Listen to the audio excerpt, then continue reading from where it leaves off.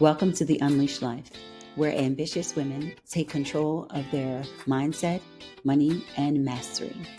I'm your host, Dr. Renée Baker. Let's get unleashed. Welcome back to the Unleashed Life. I'm your host, Dr. Renée Baker, and today I'm sitting with a powerhouse voice, Milicent Reed. She's a Fortune 25 corporate leader, an empowerment author, and the founder of Impact Greater Good, a nonprofit advancing education and community outreach nationwide. She's also published empowerment resources, spoken on some of the biggest stages, and leads with a focus on confidence, purpose, and impact. Milicent, I am honored to have you here today. Let's get into it. Yes, How are Dr. you? Baker, thank you so much. Thank you so much. I am just so excited to grace your platform and just so honored to be in your presence. So thank you so much for all that you're doing and appreciative to have me on as a guest. Well, I am glad that you were able to make it. I know how busy you are and how much impact you're making in the world. So let's just get into your questions. One of the things that I admire about you the most is you've led in Fortune 25 companies, you've founded a nonprofit, and you've authored empowerment resources. Multidimensional queen. What's motivated you to pursue such a multidimensional path? Motivation behind my path is that growing up, I wasn't always in environments in which representation was there or you had opportunity or access. So for me, one of the things that was important for me was to actually do the work to gain their credentials and to create a pathway for others to be able to have opportunities or to have the opportunities that I didn't have, right? And so a lot of my work is focused on that. The corporate America experience gave me the opportunity to really learn how to scale the work and the production. And then the community work is just the fulfillment and the joy that I get from that. And so when you mix both of those together, it definitely is purposeful, and that's the impact. Yes, I love that. Similarly, no one, people like us, we don't want to be put into one box, right? The Yes. lovely structure of corporate that gives you that nice structure and foundation, but that nonprofit work shows up in the work that you do in the purpose. And I can tell for you how much everything has been aligned with impact, which is so closely aligned to your brand.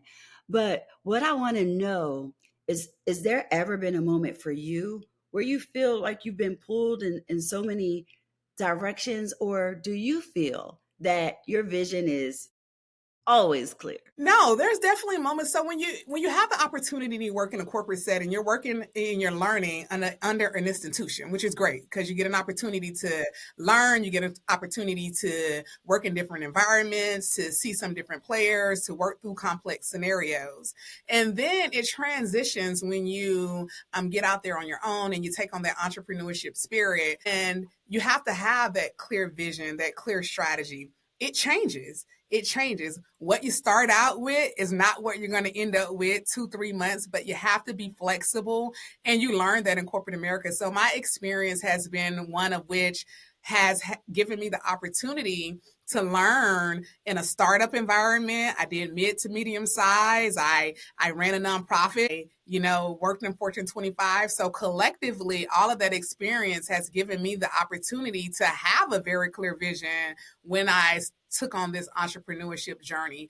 I'm still learning. I'm still growing. The vision sometimes, it gets muddy and unclear, but you definitely have to stay focused and having the right team around you. So that's where we are right now. And it's days. But one thing that I pride myself on, Dr. Renée, is that one of the things that I pride myself on, I said, if I can give it my all in a corporate setting, entrepreneurship venture, especially nonprofit, I got to be able to give that same enthusiasm and energy. So that's what's keeping me going, but also making certain that ultimately that vision is crystal clear.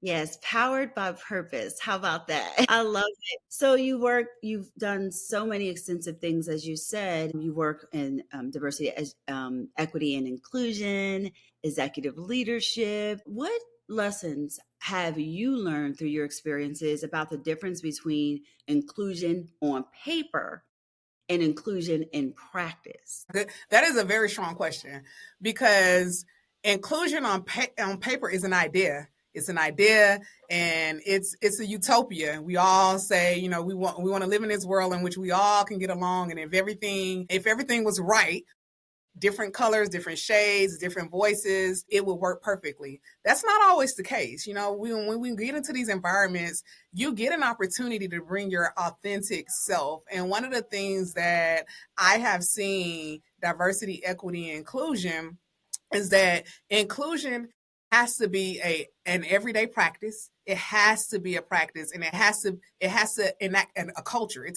takes everybody to be on that same thought and that same pattern. So I would say one is just the idea in words, and then the other is actually putting it into practice every single day, every single opportunity, every single interaction. You have to make a choice to be inclusive. Yes, I love that inclusion is a choice. And when you see inclusion in practice, you know that that is looking like a culture where people are going to thrive because people make room for them. Like it's practice, it's daily, it's ongoing. And I appreciate that you see it that way because that's something that we can all align to. That's something that we all can benefit from and see that this is not about optics. This is about being human.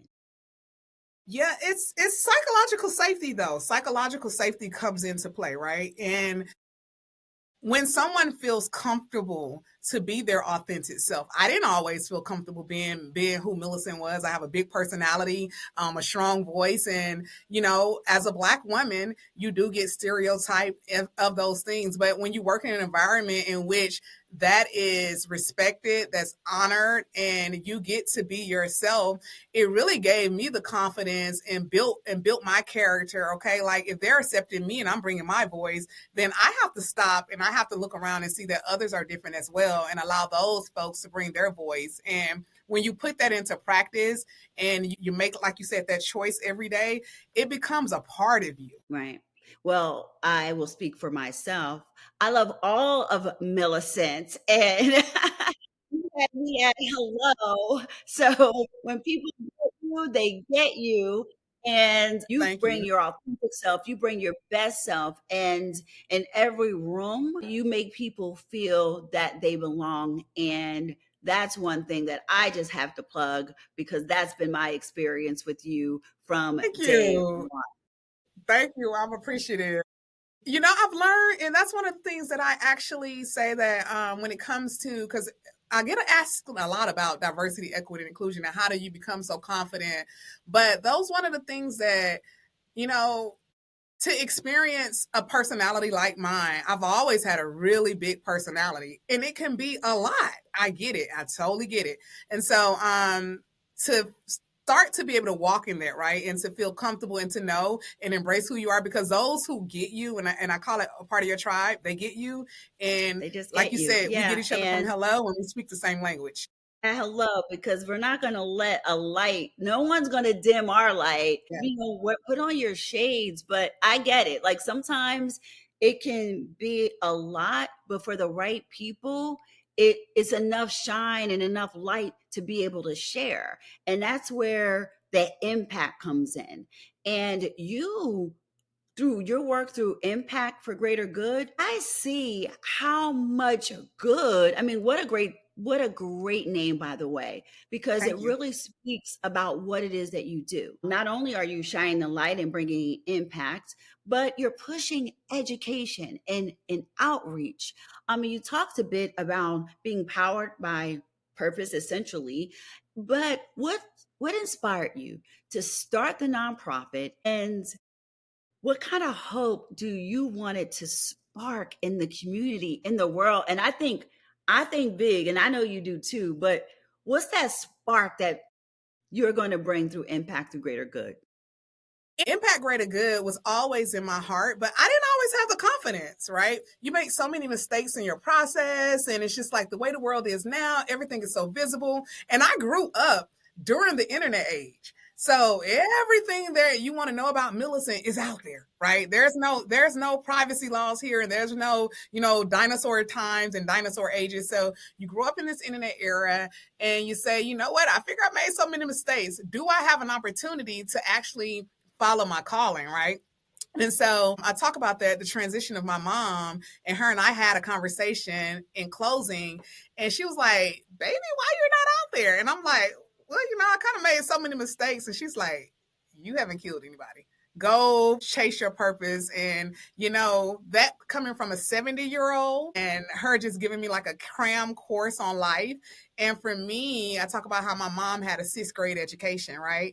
And so for her, she always taught everything, taught us, in all her ways, how important education was. So she put everything into her children in regards to education is our way out. So with that being said, once I got the education, and then I had been in the community the last 15 to 17 years just doing the work, it made sense. And that's when I told you, when you start this entrepreneurship journey, I knew I wanted to start the nonprofit organization, but what was going to be my 2 core pillars? What was going to be my focus? And so when I was able to say, hey, what is Milicent truly, truly passionate about? That was education, and that was the community outreach. And then the positivity and a thought process behind, the little children's book line, Little Millie, and teaching kids the power of confidence, self-love, because children are introduced to so much material, so many mixed messages these days. And I just figure, what better way to impact the world, spread positivity. And when it comes to the children are the future, I truly do believe that. And a lot of them are not getting or don't have the resources or have the access. So when they see someone show up in their community, in their school that looks like them, I leave and I feel, and my team, we feel fulfilled, because we're like, okay, these kids get it. And you see the moments, Dr. Renee, you see the moments when these kids, and they're like, okay, you see their superpower. Yes. And so that's the impact that I would like to have on the world, is a greater good. That's simple. That's my mission. Do good 365 days of the year. I want to just put simply more good in the world. That's it. I mean, that is powerful. You said that's it. That is Yeah, that's it. powerful. And that is so important. But can we talk about little Millie? Because We can talk about Little Millie. You see Little Millie coming through on your screen. This is Little Millie. Millie, and I just saw that spark come up, and the same spark that the kids see, the kids without resources, they may not have what you give, and then you show up, you light that spark, and you bring little Millie into the room. Let's talk about little Millie. Share Let's talk about about Little little Millie. Millie. Okay, so Little Millie was so vivacious. She was gifted. She was a gifted child. I literally could do every single thing well as a child. And there were moments when I realized that. I realized, like, I could draw, I could paint. I was really good at sports. I did fashion, but I didn't have anybody to really nurture those skills. Like, my mom was like, you're going to go to college, you're going to get a good job, and you're going to go to work, right? And so even with sports and things like that, a single mom, she didn't really have the opportunity to really support me and to really, put into Little Millie. One bright light, I did have a 5th grade teacher. Miss Gordon, she knows this. She knew I was gifted, and she enrolled me in gifted program. Right. She saw the potential. And so Little Millie, the thought process behind Little Millie is that there are so many Little Millies out there. Right. Many Little Millies out there. So I went on a trip with one of my mentors, and she's a corporate leader, executive, and she says, one day you will be at the top of the table very, very soon. And I said, what was so interesting was no one picked me. No one picked me. I didn't come from it. I wasn't the, what society would deem the most beautiful, or, had all of the access to opportunities or the network. And so I was telling my 5th grade teacher that conversation, and she said, but they miss one, and they always do. They miss me. they clear missed me, and I always had the aptitude, the knowledge. I just never had the training, right? And so little Millie is this girl who little Millie is who you see today. That's little Millie, like confident, strong, and very intelligent, very inquisitive. I ask a lot of questions. I want to learn. I want to get there. And so when I'm out in the school systems, I see so many little Millies. And so that's why a part of my brand, I'm doing like the bright light spotlights, because I want to give access and opportunity to these children that may not have someone to advocate for them, may not have, the access, or may not, come from it or the networks. Little Millie still, I figure, like, when we're older, one of the things that I'm learning, Dr. Renée, you may have this experience, we're on a constant journey to heal our childhood self. Yes. And so this journey, I've learned that it's been so healing, because I'm getting an opportunity to go back and hug and love on little Millie. And I'm getting an opportunity for me to say, hey, you all, look at little Millie, right? Look at what she can do. Yes, I feel like there's a little Millie that was inside of me, and you nailed it, because there are so many opportunities that if you don't if you don't fit in a box or you're different, you don't get picked. And I Yes. always think that there's so much power in being underestimated. And I say, underestimate me. That has personally been my superpower, my secret weapon, I should say, because from not being picked to being chosen. So somebody said, imagine that you didn't get picked, but you were chosen.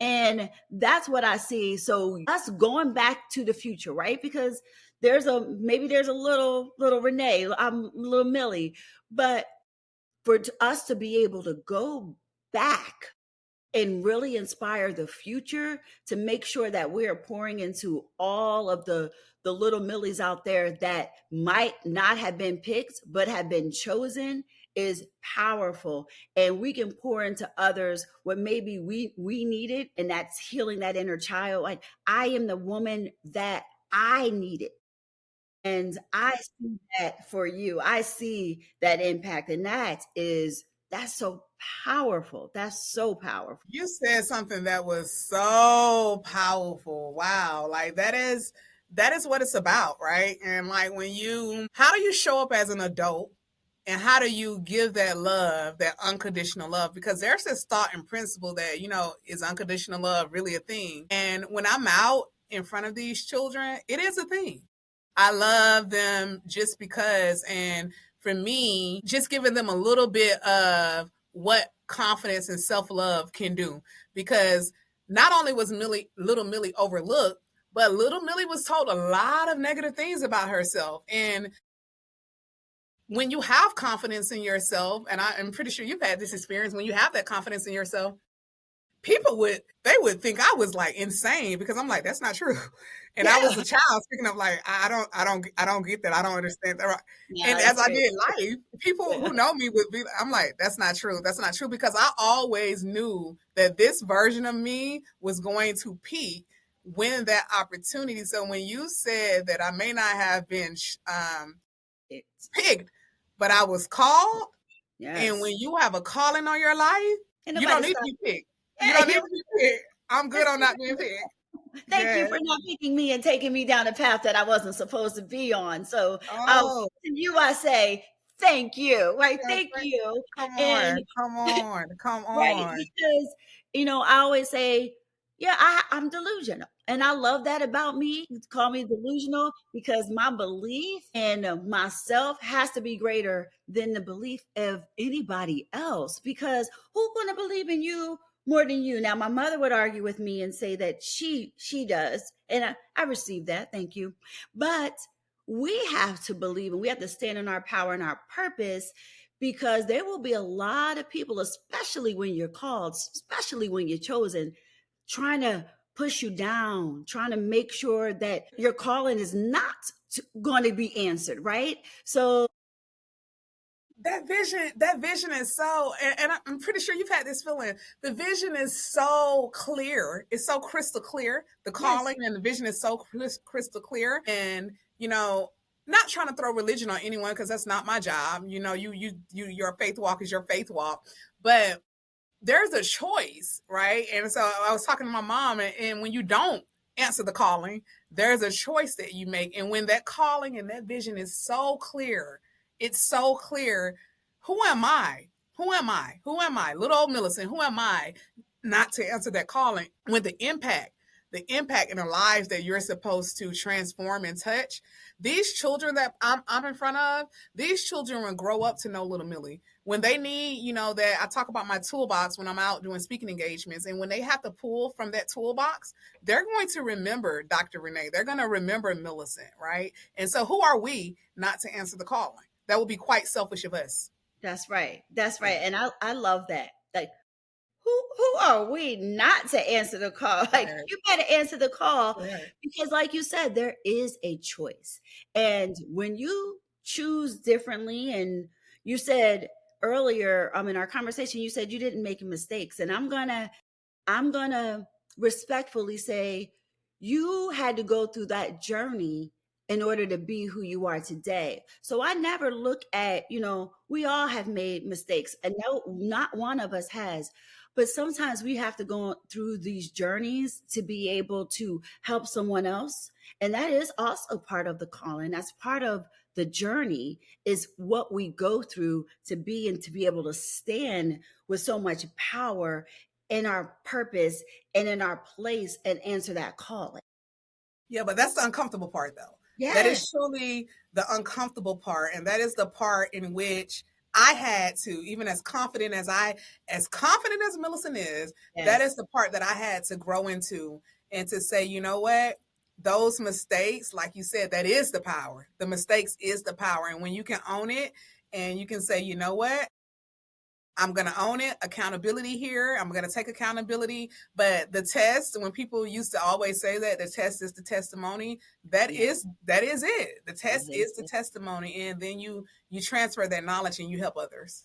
Yes. And I'm so aware of, the uncomfortableness of, should I be doing this? Am I the right person to do this? And as you said, this is all out there, right? Everything is so visible. And but the people who see you and they know that you're doing good 365, and the people who see you rather will see you, and the people who seek to misunderstand will do that, because that's what they do. Your confidence is, I see your confidence as a secret weapon, right? And you wear it so well. And there are people who sometimes say, sometimes I know I would feel this way. I would be wearing this mask of confidence, and then I would be crumbling inside. So when you're talking and you're speaking, how do you help people navigate the difference between when we're operating in our real confidence and when we are performing? And I don't say that in a negative way. I'm just saying for many years, especially when I was in corporate, no disrespect to it, I didn't realize that I was in the middle of a performance. To this saying that a wise person told me, he who knows it feels it. He who Oh, knows it feels it. He nice. who knows it feels it. He who knows it feels it. That's important because we have so many lived experiences. Everyone has their own lived experiences, and it's how you show up, and it's what you bring to the table. Right. Once I really settled into he who knows it feels it, and I'm owning my story. I'm owning who I am. I'm owning how I show up because I know how I feel. No That's one right. can tell me how I feel. No one can tell me how I feel, right? No one can tell me how to interpret an experience that I've been through. No That's one right. can tell me how to interpret that experience. But one of the things that I pride myself on is doing good 365 days of the year, but I really pride myself on being a good person. I own what I need to own. I show up sometimes and I'm less than my my best self. And those are moments when I have to own those moments as well. Even in leadership, I tell my employees all the time, I'm like, hey, I need you to be able to use your voice because there's an expectation. My family, friends. So owning the not so good Milicent, right? The parts of me that I am constantly working on. I'm constantly trying to figure those things out. I'm owning that part too. But also the parts that I feel like I do really, really well. I lean into those parts as well, and I embrace those parts. And then there's just some things that I really love about myself, some things that I truly just really love about myself. And people try to, target those things. But once I said, you know what, it's not just faking it, right? I had a leader one time told me, my first corporate job, she said, fake it until you make it, kiddo. And when you make it, you don't have to fake it anymore.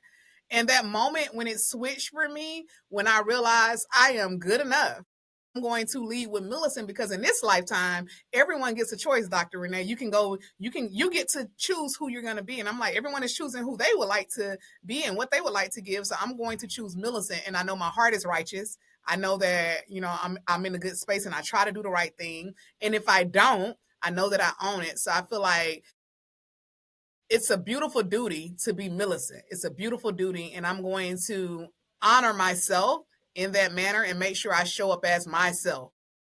I really love that. And the saying, say it again for me. You said it. He who owns it, He who who knows it, knows it, owns it, feels it. feels it. Hold on, you confused me a little bit. Yeah, He sorry. who knows it, he who knows it feels it. He who knows it feels it. It's a wise saying, but I love that. what the point of it is a proverbial saying, and what the point of it is that, like, if you feel it and it's your lived experience, no one can tell you, interpret that, because you'll go through something, or you'll notice, or even showing up, right? Basic, and someone will take you the wrong way, and you're like, I didn't, but hey, the experiences. That's right. I really appreciate that, and we'll have to remember that, because it does take a lot to stand in your power and your purpose. It is very, very scary sometimes, right? To own it. And when you walk in your purpose and your power, and you know your heart, you can continue to show up, because that's how you sustain that confidence. And one of the things you said, your early corporate leader told you, fake it until you make it. And I have a saying now that say, I'll faith it until I make it. And Nice, good one. That's a good one. now, especially leaving corporate after so many decades and being in this entrepreneurial space, which is, you need to have a lot of faith. I had to have a lot of, it's like, gotta have faith. But I know that we have to continuously remind ourselves in those periods of self-doubt, when people take us in spaces and places that we don't want to be. But I do really appreciate how you step into that confidence and that purpose. And there's a lot of resilience that comes with that as you share and own your story. making So sure your heart posture making sure your heart posture, you can't control anyone else, but making sure your heart posture is proper, and that you're showing up with and doing the heart center work. That's what I try to tell myself. And like you said, something when you said, when people, you show up in spaces, and the direction or the purpose and things like that, the confidence comes in knowing, okay, my heart center, my heart posture is proper, and as long as I'm showing up proper, I'm ready for battle. I know that's right. And, just speaking on, the hard work and all the wonderful things that you do, you are the president of the NAAAHR in In Tampa. triple HR, I used to be. I was the former president in You're Tampa. the former president, and you have opened doors for so many, whether you're doing that work, the hard work you do, with impact for greater good, the work you're doing in corporate leadership. You've done a lot of the hard work and the real work. But sometimes access isn't enough. So, what advice do you have for moving beyond being in the room and shaping the room? Advice that I would give is to show up where you are in the space that you are. And so I was having a conversation um, just recently, very recent, and I go out in the world. So you have to remember, I am probably one of the few, where there's others out there that's trained when it comes to business. So you have to remember, MBA, Six Sigma Black Belt. You also have to remember 2 diversity certifications, as well as my collective experience. I'm not saying this to brag, but I'm just saying, like, when it comes to business and it comes to just out in the world and doing the work, smaller startup company, mid-size, Fortune 25, nonprofit. I've seen it all. I've That's seen it all. There's nothing that you can throw at me that I have not seen at every level. So I think the main point I'm trying to make when it comes to people, process, and technology, I was telling someone, people, it's people, it's people. Every place that I go to, I find myself managing, and I have to sometimes take a step back because I want to relax. I want to relax. I'm at the car rental place, I'm managing. I'm at the grocery store, I'm managing, right? I'm parking my valet car, I'm managing, right? And the biggest advice I can give, it's all training. It's all training. It's all training. Not so much about access, because I've had people now that tell me, Millicent, you had it all. You had all the opportunities. See, your story not like ours because you have everything. And I said, no, that's not true. I remember 14 working at the library. I remember working at Taco Bell. I remember working at McDonald's. I remember working at a collection agency. And in each of those environments, my leaders and managers can show up to these calls now and say, yeah, she was my closer in high school and drive through 2 a.m. in the morning. And I relied on her because I couldn't rely on other students to keep up their great grades and extracurricular activities and do the things they need to do. I'm saying that all to say that showing up in the space you are and doing the best job you can and learning while you're in that environment and in that moment prepares you for when you do get the opportunity and the access. So when you get the access and opportunity and that door opens, you show up just a little bit more prepared, right? That's oftentimes right. What's happening now, we're not taking the jobs that we have in those moments seriously, right? And so when we do get the opportunity or the access, we don't even know we have the opportunity and the access, right? Because we haven't prepared ourselves. So my advice to anyone to get here, you have to do the work. You have to do the work. I recently posted something. I said that no grunt work, no free access, no passes, no education, no network. I didn't have any of that. I just did the work at every single level. And I know that's right. And it's not bragging if you've done it. So yeah, that's real, because that influence, what I'm hearing from you is, listen, this influence, this access, this is preparation, is consistency, is showing up prepared, and eventually the table shifts to you. And that influence means sometimes, you go through sitting at different tables to having and being able to shift the room and shift the table. So you're telling the truth. You have to be training. You have to stay ready so you don't get ready. Yeah. And then I was someone too, Dr. Renee. I didn't when in a corporate setting, I didn't apply for every job willy-nilly. I didn't apply. Right. The times that I've been promoted, highly promotable, they always come to me. And most of the times I didn't even want to take the promotion, but I've never been someone in any organization can tell you that Millicent don't just apply to anything. If I apply for a position, it's something that, I really feel that I can bring some change and some different things to the role. The reason why I'm saying that is because going through the proper steps to get to learn and to be able to go through some different scenarios. Everyone wants to make it to the top, but I wanted to make it to the top and be able to sustain. So now that I'm at the top, you can't really tell me much because I know what I know. I know what I know. Right. I know that's right, Millicent. You know what you know. And that is really important for people to hear. And I hope listeners are taking away what you are sharing about being prepared. You know what you know, getting tapped. That is powerful in itself. When somebody taps you and says, this is the right opportunity for you. And then you say, okay, let me evaluate. Right, because every choice, every time you're getting tapped, that doesn't mean you need to go, but you have the discernment to understand and know, and the knowledge and training and experience to be able to decide what's for you and what's not for you. There you go. Yeah. So let's pivot a little bit, because we talked a little bit about little Millie from your published work, but you've done a lot of writing. You've published journals and you have these empowerment tools. And you said sometimes you just want to sit back and relax. So when you sit down and write, is that your way? Is that therapy? Is that strategy? Is that legacy? Like, what is that to you?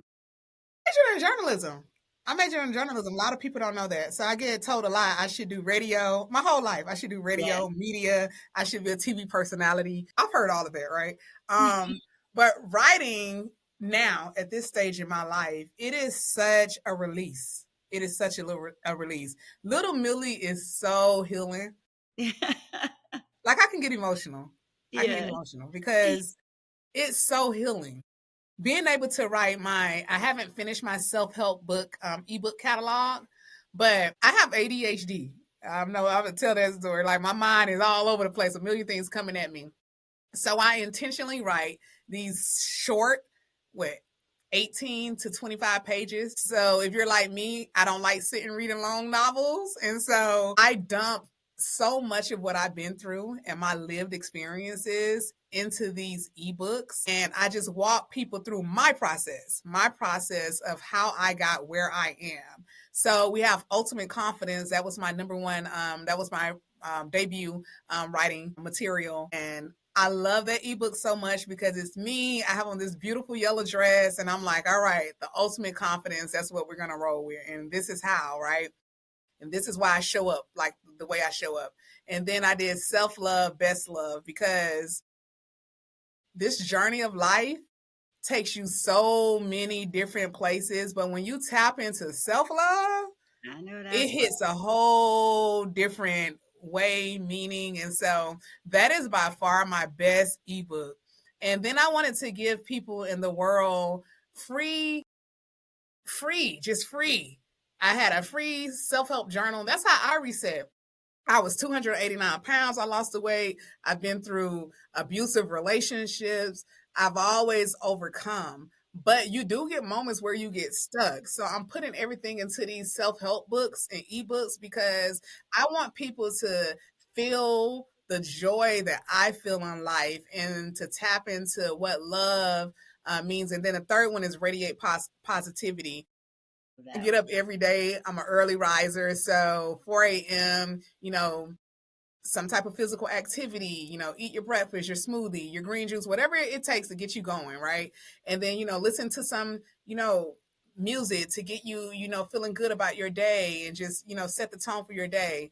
And then, you move into your day and you just have an amazing day. And every day, just waking up feeling so good about who you are and what value you're bringing to the world. So that's the self-help ebooks. And then Little Millie books. Little Millie books are speaking to that childhood self, that childhood self. So many adults have told me how Little Millie brings healing. Little Millie is healing because they never had the opportunity to speak life and positivity into themselves. So that's my journey on the self-help empowerment phase that I'm on. And I'm really so fulfilled writing this material. So I'm going to continue to follow that through. And my goal is 20 children's books, and I would like to complete the ebook series at some point. Next year, you'll really see us moving and shaking Impact Rated.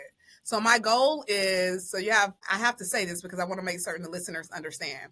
So my goal is to complete a My Little Millie show, which is an interactive children's book show in each of the 50 states. We're 6 down.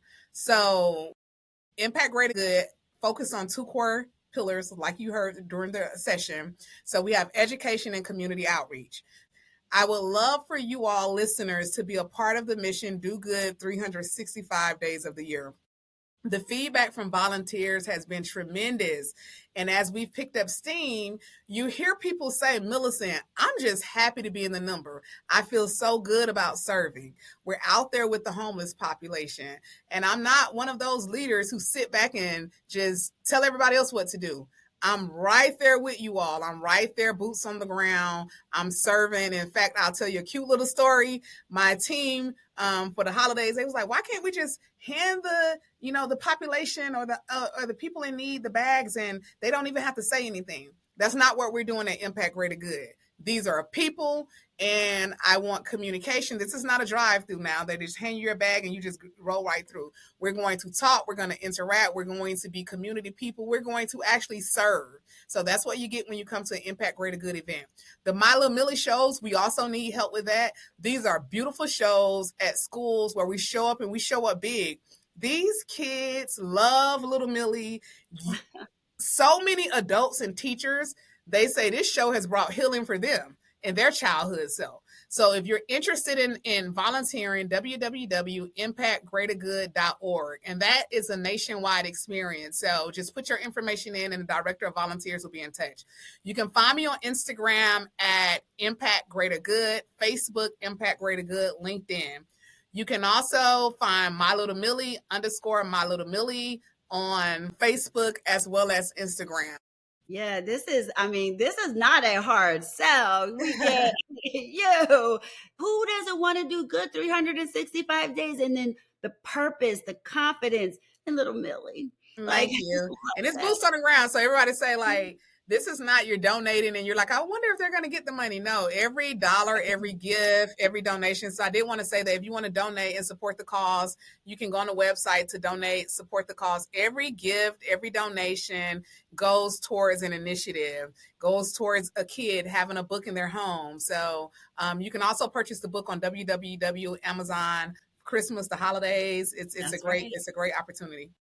Well, that is amazing. And we'll also include that in the show notes. So everyone, follow Milicent, follow the journey, join the mission. Yes.